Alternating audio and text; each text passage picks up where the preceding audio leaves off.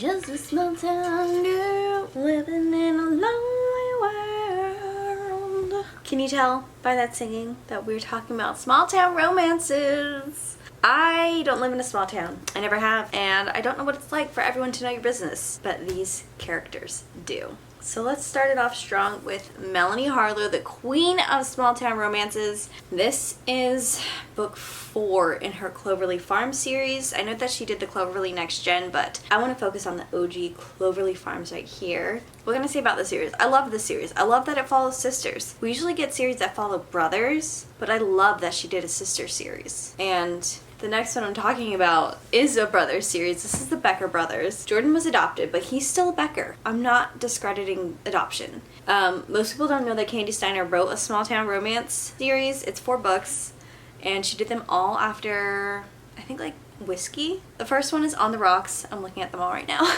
On the Rocks is book 1, Neat is book 2, Manhattan is book 3, and then Old Fashioned is book 4. I love this one. This one is also sports. This is workplace, single mom, so this has all of it. Read these in order because there's like an underlying real problem that they're trying to figure out. It starts in book 1. Well, it actually starts before book 1, but they resolve it in book 4. So read these in order, and yeah, you can actually read these ones standalone because they're completely separate. There's no like big connecting story, but you can read these in order.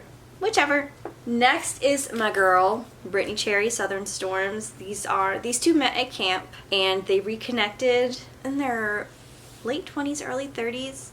She's an aspiring writer. He is the grumpy, like, handyman of this small town, and they meet one rainy night, and I loved this relationship. I loved it. This book wasn't as sad as book 2, which was Eastern Lights, but definitely check out this book, Southern Storms. I love Brittany's Element series. If you haven't read that one, it actually just got picked up by Source Books, the imprint Casablanca. I'm so happy for her. She deserves it. And honestly, more BIPOC authors need to be picked up.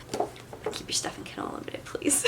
Next, we're going back to Candy Steiner, Revelry. This was one of my first Candy Steiner books, if you can't tell by like how worn it is. I also won this off of her Facebook group. This follows Wren and Anderson. Wren goes to a cabin because she's like kind of sick of her life in the city, and she meets Anderson. And the small town just figures out everything. And I loved this. I loved the growth. I loved their relationship. It was just beautiful. Honestly, another small town romance queen is Corinne Michaels. She's also like the single dad queen. So is Melanie Harlow, but these two, they really just put everything together. They have a 14-year age gap in this one. I adored this book. Like, I adored it, and I experienced the Corinne Michaels cry fest. Yes, that did happen in this book.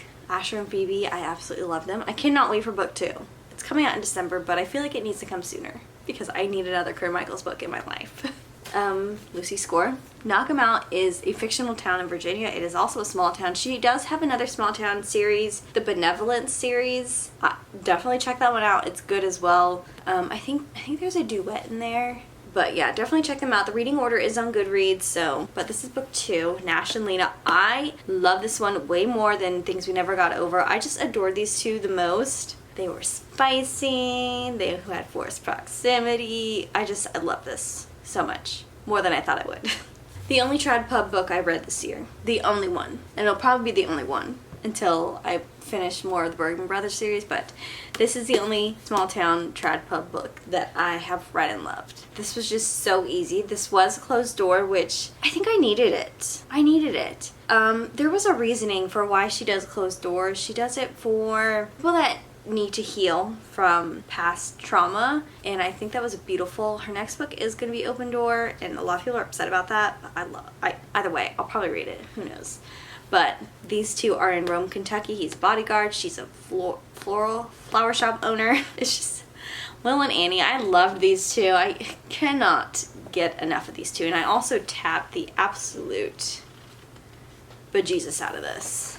It was good. Fantastic. 10 out of 10. A book that was 4 out of 5. Final offer. This was a thick book. Like, for no reason. Lauren could have... I don't want to tell an author how to write their book, but she could have, like... She could have cut this much out. And I think everyone would have been fine. But Cal and Alana, they had a history. Alana moved into the, like, I guess the Kane family lake house. Cal is set a task by his late grandfather. We know the story. We know how it goes. And when he gets there, he finds his ex with a child. Dun dun dun! But yeah, read this to see how the Dreamland Billionaire series concludes. And if you're looking for the indie version, I will link it down below because I believe that everyone that has collected the indie versions deserves to complete it. And then the last one, Beneath the Stars by Emily McIntyre. If you're familiar with her Never After series, this is her Small Town series. Completely different vibes. Super angsty. Like, I'm talking Candy Steiner on steroids.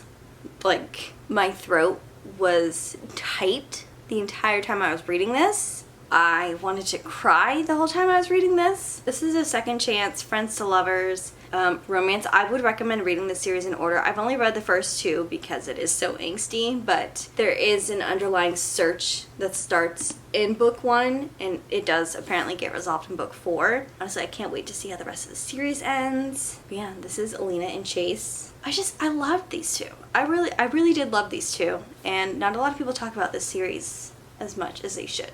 So there it is. Those are the small town romances that I read. And I'm going to put more down below because I have read so many, but I just can't fit them all on my shelf. And also my bank account would be screaming at me. I would probably be homeless if I bought every single book.